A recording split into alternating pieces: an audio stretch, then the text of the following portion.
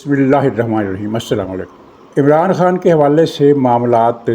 اندازوں سے کہیں زیادہ سنگین ہو گئے ہیں اور نوبت اب اس بات تک پہنچ گئی ہے کہ کسی بھی صورت اس کو سخت ترین سزا سے بچانے کی ہر کوشش ناکام بنا دی جائے گی۔ اس سے کوئی رابطہ نہیں کیا جائے گا۔ پی ٹی آئی کی طرف سے جو ایک امپریشن دیا جا رہا ہے کہ مذاکرات کا سلسلہ چل رہا ہے، اور جس میں جیو گروپ کا ایک سینئر اینکر بھی شامل ہے جو یہ مسلسل خبریں دے رہا ہے کہ مذاکرات کے اتنے دور ہوئے ہیں، تو یہ ساری خبریں پی ٹی آئی کی طرف سے فیڈ کی گئی ہیں۔ حقیقت اس کے بالکل برعکس ہے، اور یہ سنگین معاملہ کیا ہے، یہ بہت ہی ایک پریشان کر دینے والی، لوگوں کو چونکا دینے والی خبر ہے جو میں پیش کرنے جا رہا ہوں۔ اور اس سے چینی انٹیلیجنس کی اس رپورٹ کی بھی تصدیق ہو گئی ہے جو کچھ عرصہ پہلے چینی حکومت نے پاکستان کی عسکری اسٹیبلشمنٹ کو فراہم کی تھی، اور جس میں کچھ دعوے کیے گئے تھے۔ تو یہ کیا چکر ہے، لیکن اس پر آنے سے پہلے دو ججوں نے جو کل ریمارکس دیے ہیں جعلی ڈگری کے حوالے سے، ان پر بات کرنا چاہتا ہوں۔ کل اسلام آباد ہائی کورٹ میں دو مختلف قسم کے کیسز تھے۔ ایک کیس میں گل اورنگزیب نے کہا کہ جب ہم کوئی سخت حکم دیتے ہیں، یعنی حکومت کے خلاف فیصلہ دیتے ہیں یا عمران خان کے حق میں فیصلہ دیتے ہیں، ایک ہی بات ہے، تو ہمارے خلاف کارروائی ہو جاتی ہے اور دستاویزات کھل جاتی ہیں، اور جاؤ جا کر دیکھ لو میری ڈگری اصلی ہے۔ یعنی موصوف یہ بتا رہے تھے کہ وہ جو طارق جہانگیری کی ڈگری ہے وہ اصلی ہے، اور اس کو اس بات کی سزا دی جا رہی ہے کہ اس نے کچھ سخت احکامات دیے تھے۔ اور اسی طرح کے ریمارکس، یہ ایک اتفاق ملاحظہ کیجئے، اتفاق نہیں ہو سکتا، یہ ایک کوئی پری پلانڈ قسم کی کوشش لگتی ہے کہ کل تم نے یہ بات کرنی ہے اور میں نے یہ بات کرنی ہے۔ یہ لگتا ایسے ہے، اب ہمیں پتہ تو نہیں ہے کہ سچ مچ ایسا ہوا، لیکن لگتا ایسا ہی ہے کہ یہ محض اتفاق نہیں ہو سکتا۔ تو جسٹس محسن اختر کیانی نے اپنے ریمارکس میں ایک اور کیس کی سماعت کے دوران کہا کہ ایک جج جس کی ڈگری جعلی ہے، جہانگیری کی طرف اشارہ کہ جس کی ڈگری کے بارے میں کہا جا رہا ہے، تو پتہ یہ چلا ہے کہ ان کو ایک میسج دیا گیا ہے کہ اگر تم معاملات ٹھیک کر لو، یعنی ہمارے حکومت کے اور اسٹیبلشمنٹ کے حق میں فیصلے دینے شروع کر دو، تو جعلی ڈگری والا تمہارا مسئلہ جو ہے یہ ختم کر دیا جائے گا اور معاملہ سیٹل ہو جائے گا۔ اچھا، اب اس میں آپ یاد کیجئے کہ ان 8 ججوں نے 7 ججوں نے کیا فیصلہ کیا تھا، بلکہ 8 ججوں نے، اسلام آباد ہائی کورٹ کے تمام ججوں نے ایک اجلاس میں ایک فیصلہ کیا تھا کہ آئندہ کوئی بھی کسی بھی قسم کا دھمکی آمیز پیغام یا ترغیب آمیز پیغام یا جسے کسی بھی قسم کے دباؤ کے مترادف قرار دیا جا سکے، ایسے ہر پیغام پر بجائے یہ ہے کہ کوئی خط لکھنے کے یا کوئی شکایت کرنے کے کارروائی ہوگی، توہین عدالت کی کارروائی ہوگی۔ تو اپنے ہی فیصلے کی خلاف ورزی کرتے ہوئے یہ ہر 2 جج حضرات عوام کے سامنے شکایت نامہ کیوں دے رہے ہیں؟ کیا یہ کسی سیاسی ایجنڈے کے تحت انہوں نے طے کیا ہے کہ اب ہم نے یہ لائن لینی ہے اور جسٹس طارق جہانگیری کی ڈگری کو اصلی ثابت کرنا ہے، اور یہ ثابت کرنا ہے کہ جعلی ڈگری کا معاملہ جعلی ہے، اصل میں ہمیں سزا دی جا رہی ہے سخت فیصلوں کی؟ تو یہ تو یعنی ان کے خود کے اپنے جھوٹے ہونے کی علامت ہے، کیونکہ اگر یہ اپنے دعوے میں سچے ہوتے اور ان کو واقعتاً یہ کوئی میسج ملا ہوتا کہ تم اپنے معاملات ٹھیک کر لو اور سیدھے ہو جاؤ اور تمہاری ڈگری کا ایشو ہم ختم کر دیں گے، اگر یہ پیغام سچا ہوتا، ایسا پیغام ملا ہوتا، تو یہ پیغام دینے والے کے خلاف توہین عدالت کی کارروائی کرتے یا کوئی اور انضباطی کارروائی کرتے، جیسا کہ ان لوگوں نے اپنے اجلاس میں طے کیا تھا۔ حقیقت کچھ یوں لگتی ہے کہ نہ تو پہلے انہیں کو دھمکی دی گئی، وہ کیمرہ لگانے کی کہانی بھی جھوٹی نکلی، اور وہ جو کسی کا سسر صاحب اٹھایا گیا تھا یا کیا اٹھایا گیا تھا، تو وہ بھی ظاہر پراپرٹی ڈیلروں کا آپس کا جھگڑا تھا جو ایجنسیوں کے کھاتے میں ڈال دیا گیا۔ تو اب ایک نیا سیاسی ایجنڈا یہ شروع کیا جا رہا ہے تاکہ عوام کی نظروں میں مظلوم بنا جا سکے، اور یہ بات بھلا دی گئی کہ ججوں نے طے کیا تھا۔ طے تو یہ ہوا تھا کہ اب دباؤ قبول نہیں ہوگا، اب جو بھی پیغام دے گا اس کے خلاف کارروائی ہوگی اور اسے توہین عدالت میں طلب کیا جائے گا۔ تو جس آدمی نے یہ پیغام دیا ہے کہ تم اپنے معاملات ٹھیک کر لو، ڈگری کا مسئلہ ہم ختم کر دیں گے، تو بلائیں اسے عدالت میں اور اس کے خلاف توہین عدالت کی کارروائی کرے تاکہ پوری دنیا کو پتہ چلے کہ یہ وہ افسر ہے یا یہ وہ آدمی ہے، جو بھی ہے وہ افسر ہے، وزیر ہے، نمائندہ ہے، کیا ہے، جو بھی ہے، اس کا چہرہ سامنے آئے کہ بھی اس کو توہین عدالت کا نوٹس ہو گیا ہے اور اب یہ کارروائی آگے چلے گی۔ تو ناظرین، عمران خان نئے صورتحال سے پریشان زیادہ اس لیے ہے کہ اس سے پتہ چل گیا ہے کہ رؤوف حسن نے کیا کچھ اگلا ہے، اور رؤوف حسن کے اگلنے سے جو پھر لنک کے ساتھ لنک ملتے گئے اور سراغ ملتے گئے، تو ان سراغوں میں کیا کہا گیا ہے، یہ ساری باتیں عمران خان کو پتہ چل گئی ہیں۔ کیسے پتہ چلی ہیں؟ گنڈا پور صاحب، جن کو جو وزیر اعلیٰ ہیں پختونخوا صوبے کے، ان کے بارے میں کہا جاتا ہے کہ وہ فوج کے نمائندے ہیں، اور جب بھی وہ عمران خان سے ملتے ہیں تو وہ دراصل فوج کے نمائندے کی حیثیت سے ملتے ہیں، یہ کہا جا رہا ہے، میں اسے اتفاق نہیں کرتا۔ لیکن اتنی بات ضرور ہے کہ گنڈا پور کے فوج سے اچھے تعلقات ہیں، اور اس نے فوج کو اچھا بچہ بن کر چلنے کا یقین دلایا ہوا ہے، اور وہ جو مقتدر حلقے جو کچھ سوچتے ہیں اور جو اطلاع گنڈا پور تک پہنچتی ہے وہ عمران خان کو پہنچا دیتا ہے۔ وہ پہنچاتا ہے یا کوئی اور پہنچاتا ہے، عمران خان کو پتہ چل گیا ہے کہ رؤوف حسن کے معاملے سے کیا کچھ نکلا ہے۔ ناظرین، جو پیغامات نکلے ہیں، ہم تو یہ سمجھتے رہے کہ یہ لابیوں کا مسئلہ ہے، ارکان کانگریس یہودی ہیں اور وہ عمران خان کے حامی ہیں، کچھ انہوں نے لابیوں کی، کچھ پیسہ خرچ کیا اور اس طرح وہ سرگرم ہو گئے اور عمران خان کو رہا کرانے کے لیے باتیں کرنے لگے۔ میں نے پرسوں کے پروگرام میں ایک اطلاع دی تھی کہ فوج نے فیصلہ کیا ہے کہ غیر ملکی دباؤ قبول نہیں کیا جائے گا۔ یہ فیصلہ ان اطلاعات کے بعد کیا گیا، اور وہ ان چیزوں کے معلوم ہونے کے بعد کیا گیا جن کا میں ابھی ذکر کرنے والا ہوں۔ اس کے بعد پھر یہ فیصلہ کیا گیا کہ اب کسی غیر ملکی دباؤ کو قبول نہیں کیا جائے گا، بلکہ انہیں جواب دیا جائے گا کہ تم اس شخص کے لیے یعنی دباؤ ڈال رہے ہو، اس بنیاد پر دباؤ ڈال رہے ہو۔ تو جناب، پتہ یہ چلا ہے کہ اس لابینگ میں عمران خان نے نہ صرف یہ ہے کہ امریکی ارکان کانگریس اور امریکی ذمہ داران کو اپنے رابطہ کاروں کے ذریعے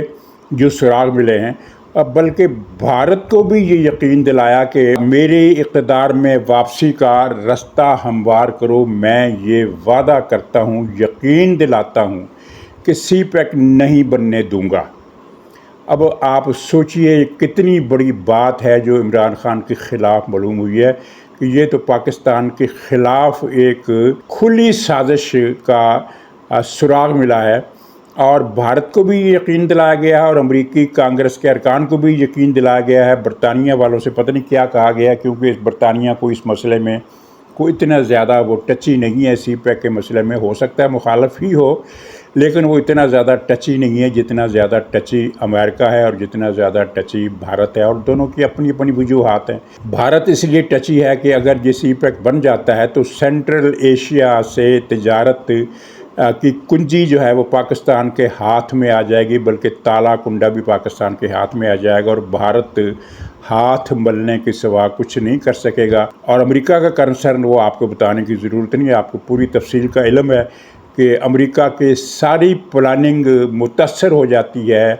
اس کو نقصان پہنچتا ہے اگر سی پیک بن جاتا ہے، کیونکہ چین پھر اپنی بری حدود سے پاکستان کی بری حدود میں داخل ہو کر اس کے قافلے گوادر پہنچیں گے، اور خلیج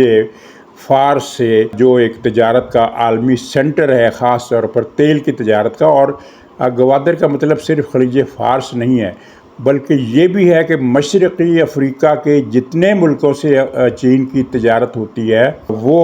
ساری کے سارے جہاز تمام بندرگاہوں سے چلیں گے اور گوادر پہنچیں گے، اور گوادر سے مال ان کا چین جائے گا، اور اسی طرح چین کا مال گوادر پہنچ کر ان جہازوں پر لدے گا، اور پورے مشرقی یورپ اور بحیرہ روم کے ممالک، یعنی شمالی افریقہ اور جو یورپ کا جو بحیرہ روم کا علاقہ ہے، ترکی ہے، یونان ہے، اٹلی ہے، سابق یوگوسلاویہ ہے جس میں 6-7 ملکوں کے ساحل بنتے ہیں سمندر پر، فرانس ہے، اسپین ہے، ان سارے ملکوں سے جتنی سمندری تجارت ہے پھر وہ گوادر کے رستے ہوا کرے گی۔ اور یہ اتنی بڑی بات ہے کہ جو امریکہ کی جو چین کو کرٹیل کرنے کی، چین کو کنٹین کرنے کی جو اس نے پالیسی بنائی ہوئی ہے، اس کو کتنی زد پہنچے گی اور چین کو کتنا فائدہ ہوگا۔ ناظرین، چین پاکستان کا جو اتحاد ہے یہ ایک اسٹریٹجک اتحاد ہے، دونوں کا فائدہ ہے اس میں دوستی ووستی کا کوئی چکر نہیں ہوتا، اور اس میں باہمی مفاد کا مسئلہ یہ ہے کہ جیسے ایک آدمی غریب آدمی ہے لیکن اس کے پاس ایک دکان ہے جس کو وہ خود نہیں چلا سکتا، لیکن اس کے پاس دکان ہے، اسے تلاش ہے کسی کرایہ دار کی جو دکان اس سے حاصل کرے اور ہر مہینے اسے ایک معقول رقم کرائے کی صورت میں دیتا رہے۔ دوسری طرف ایک دکاندار ہے جس کے پاس بہت مال ہے، وہ جو بیچنا چاہتا ہے، وہ تجارت کرنا چاہتا ہے، لیکن اس کے پاس کسی صحیح لوکیشن پر کوئی دکان دستیاب نہیں ہے، اسے کرائے کی ایک دکان کی تلاش ہے۔ تو اب وہ اگر تاجر جو ہے اس دکاندار سے معاہدہ کر لے، یعنی کرایہ داری کا معاہدہ کر لے، تو دونوں فریقوں کا فائدہ ہوگا۔ کرایہ دار کی ضرورت پوری ہو جائے گی، اس کو جو ہر مہینے رقم چاہیے وہ مل جائے گی، اور دکاندار کو سودا بیچنے کے لیے ایک صحیح مقام پر ایک مناسب اڈہ مل جائے گا جہاں سے وہ اپنی تجارت کو فروغ دے سکے گا۔ تو چین اور پاکستان کی شراکت داری اسی رنگ کی ہے۔ تو اس میں ظاہر ہے چین کا فائدہ زیادہ ہے، کیونکہ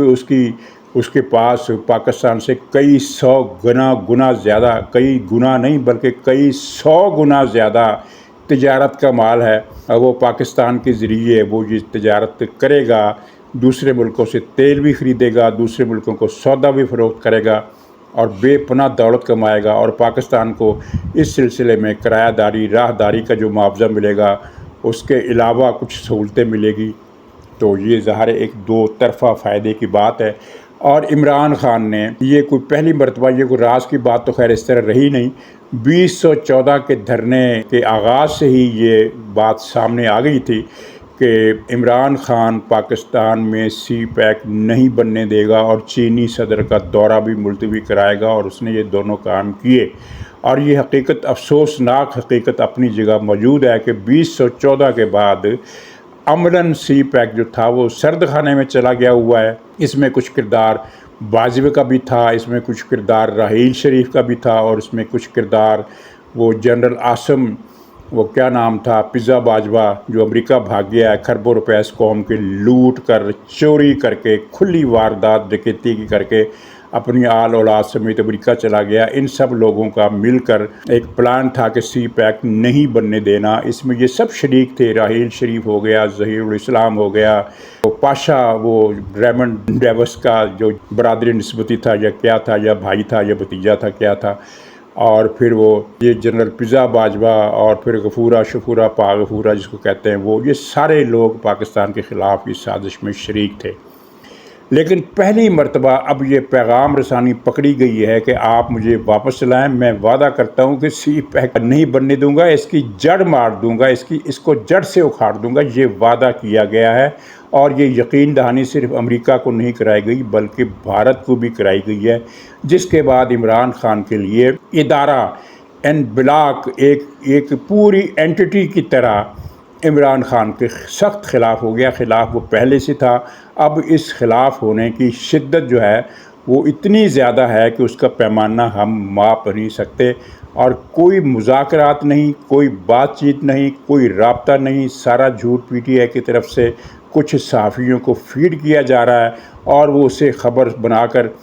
پیش کر دیتے ہیں، اور اپنی طرف سے یہ جھوٹ ملا دیتے ہیں کہ مسلم لیگ کے فلانے وزیر نے بھی اس بات کی تصدیق کی ہے، اور مسلم لیگ کے وزیر بہت پریشان ہیں کہ آخر یہ ہو گیا رہا ہے، ایسا کوئی چکر وہاں نہیں ہے۔ اور عمران خان کو ان ساری باتوں کی اطلاع ملی ہے، جس کے بعد اس نے اپنے ظاہر ہے وہ اس کے لیے ایک بڑا گندا محاورہ پنجابی زبان میں استعمال ہوتا ہے، تو وہ تو میں استعمال نہیں کروں گا، لیکن عمران خان کی صورتحال وہی ہے جو اس محاورے میں ہوتی ہے۔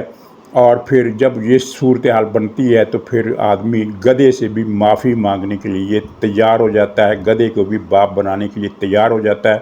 چنانچہ آپ نے دیکھا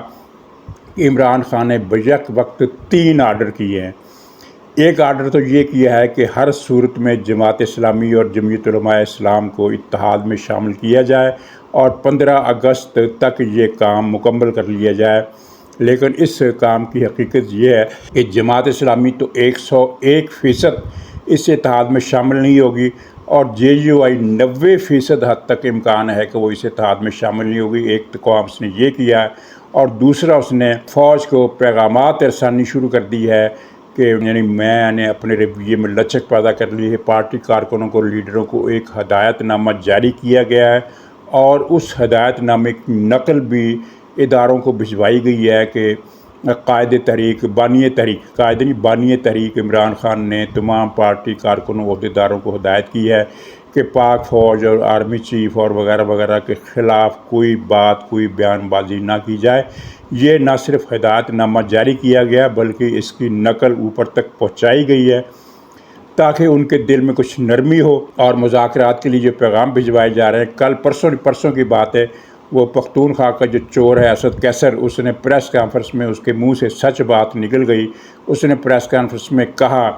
کہ ہم نے مذاکرات کے لیے جو تجویز عسکری قیادت تک پہنچائی ہے اس کا ابھی تک جواب نہیں آیا۔ اس کا مطلب یہ ہے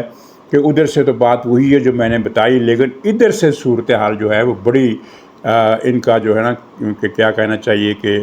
ان کے تن پر جو پیرہن ہے وہ لیر ہوتا جا رہا ہے اور وہ اب ایک ڈیسپریشن میں، ایک خوف کے عالم میں اس طرح کی کارروائیاں کر رہے ہیں۔ اور تیسری سب سے دلچسپ اطلاع یہ ہے کہ عمران خان نے اپنی پارٹی کے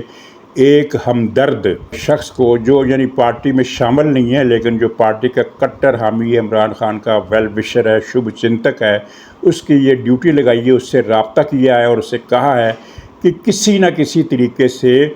میری نواز شریف صاحب سے بالواسطہ بات چیت کا بندوبست کرو۔ اب آپ اندازہ لگائیے کہ نواز شریف سے بات چیت اگر ہو گئی، جس کا امکان مجھے تو نظر نہیں آتا، لیکن اگر بات چیت ہو گئی بالواسطہ، یعنی وہ آدمی آئے جائے اور نواز شریف تک پیغام لے کر جائے، پھر نواز شریف کا جواب لے کر آئے، پھر عمران خان سے پھر اس جواب کا الجواب لے کر وہاں پہنچے، تو اس میں عمران خان نواز شریف سے کیا کہے گا؟ دو باتیں کر سکتا ہے۔ ایک تو یہ ہے کہ آئیے ہم مل کر سویلین بالادستی کے لیے اتحاد کرتے ہیں، ماضی کی تلخیوں کو بھلا دیتے ہیں اور فوج کا کردار ہمیشہ کے لیے اس ملک کی سیاست سے ختم کر دیتے ہیں۔ یہ سوال اب بہت پرانا ہو گیا، یہ ایشو اب بہت پرانا ہو گیا۔ نواز شریف ایسا کر سکتے ہیں، یعنی مطلب کہ ان کے دائرۂ اختیار میں، ان کے دائرۂ اقتدار میں یہ بات شامل ہے کہ وہ چاہیں تو فوج کے خلاف محاذ بنا سکتے ہیں۔ یعنی یہ میں امکان کی بات کر رہا ہوں کہ ان کی مرضی پر یہ بات منحصر ہے کہ وہ اگر کرنا چاہیں تو کر سکتے ہیں، لیکن وہ نہیں کریں گے، اس کا 1%، 0% بھی امکان نہیں ہے۔ دوسری پیغام رسانی کا مقصد کیا ہو سکتا ہے؟ وہ یہ کہ آپ مجھے معافی دلوا دیں، کیونکہ اب میرے ساتھ جو ہونے والا ہے مجھے اس کا پتہ چل گیا ہے، تو معافی دلوا دیں۔ تو اس دوسرے آپشن کا معاملہ یہ ہے کہ یہ نواز شریف کے دائرۂ قدرت میں نہیں ہے، یعنی وہ کام تو وہ ہے نا جو اگر نواز شریف چاہیں تو کر سکتے ہیں، یعنی سویلین بالادستی کے ایشو پر عمران خان سے ہاتھ ملانا چاہیں تو ملا سکتے ہیں، یہ ان کے اختیار میں ہے۔ وہ نہیں کریں گے وہ الگ بات ہے، لیکن ان کے اختیار میں ہے۔ لیکن یہ دوسری بات جو ہے یہ ان کے اختیار میں نہیں ہے۔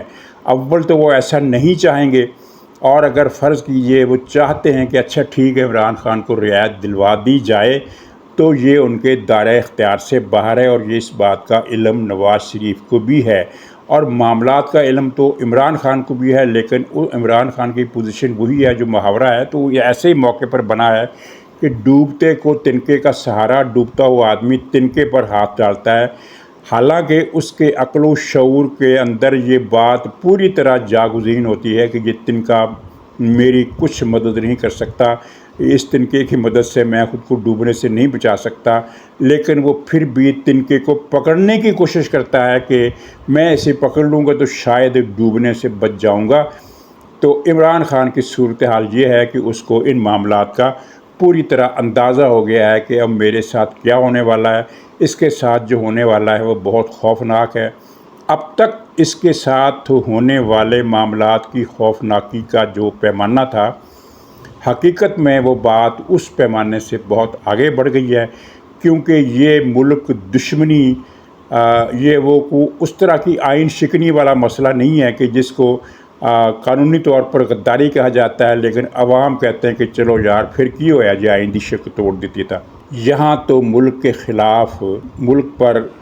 حملہ کرنے کی بات ہے، ملک کے مفادات کو نہیں، ملک کے وجود کو خطرے میں ڈالنے کی بات ہے، اور جو طے ہوا ہے اس میں عمران خان بھی، میں تو شروع دن سے یہ کہتا رہا ہوں کہ عمران خان سی پیک کو رکوانے کے لیے اگر اسے ملک توڑنا پڑا اور وہ پختونخوا صوبے کو الگ ملک بنانا پڑا، جس کے امکانات دن بدن کم سے کم تر ہوتے جا رہے ہیں۔ آپ نے دیکھا کہ فوج کے اندر اب سیاسی حکمت عملی پر زیادہ زور دیا جا رہا ہے۔ آپ نے کل ہی بلوچستان میں دیکھا کہ وہ ماہ رنگ بلوچ نے بڑے بڑے جلوس نکالے اور جن کو لبرل حضرات نے تو یوں بتا کر پیش کیا کہ جیسے پتہ نہیں لاکھوں عوام نکل آئے ہیں، حالانکہ لاکھوں نہیں تھے، چند ہزار لوگ تھے، اور چند ہزار کا جلوس نکالنا بلوچستان میں ہر پارٹی کے لیے کوئی اتنا بڑا مسئلہ نہیں ہے۔ تو لیکن وہ لوگ جس طرح کے نعرے لگا رہے تھے، جس طرح کی گالیاں دے رہے تھے، جس طرح کی تقریریں کر رہے تھے، اس کے جواب میں فوجی جوان مشتعل ہو کر فائرنگ بھی کر سکتے تھے، یا فوج کی جو کمانڈ ہے وہ کہہ سکتی تھی کہ ان کو سختی سے کچل دیا جائے، لیکن معاملہ سیاسی مذاکرات کے ذریعے انہوں نے حل کیا، جس کی وجہ سے پی ٹی آئی کو اور اس کے حامی صحافیوں کو جو یہ چاہتے ہیں کہ پختونخوا بھلے سے بعد میں الگ ہو، بلوچستان پاکستان سے پہلے الگ ہو جائے، کیونکہ یاد رکھیے 3 باتیں ہیں، گلگت الگ ہو گیا تب بھی سی پیک ختم، اور اگر پختونخوا پاکستان سے الگ ہو گیا تب بھی سی پیک بڑی حد تک ختم، اور اگر بلوچستان علیحدہ ہو گیا تو پھر بالکل ہی ختم۔ پختونخوا کی میں نے وہ بڑی حد تک والی بات اس لیے کی کہ گلگت سے یہ سی پیک کا ایک روٹ جو ہے وہ ہزارہ ڈویژن سے مڑتے ہوئے پنجاب اور سندھ میں داخل ہو کر پھر گوادر جاتا ہے۔ تو ظاہر ہے پختونخوا کے علیحدہ ہونے کا امکان نہیں ہے، خطرہ نہیں ہے، لیکن میں ایک پاسبلٹی کی بات کر رہا ہوں کہ اگر وہاں کوئی ایسا ایڈونچر خدا نہ خواستہ ہوتا ہے تو پاکستان کے پاس ایک رستہ ہے، لیکن گلگت اور بلوچستان اگر یہ 2 خطے الگ ہو جاتے ہیں تو پھر سی پیک کا وجود ختم، بلکہ پھر تو پاکستان کا وجود ہی ختم۔ تو اس لیے زیادہ زور جو ہے اس وقت فوج کی حکمت عملی کا وہ بلوچستان میں امن پیدا کرنا ہے اور گلگت پر نظر رکھنا ہے۔ تو ناظرین، اپنے موضوعات تو آج اور بھی کئی تھے، لیکن یہ پروگرام اسی پہ صرف ہو گیا۔ انشاءاللہ اگلے بلاگ میں پھر ملاقات ہوگی، تب تک کے لیے خدا حافظ۔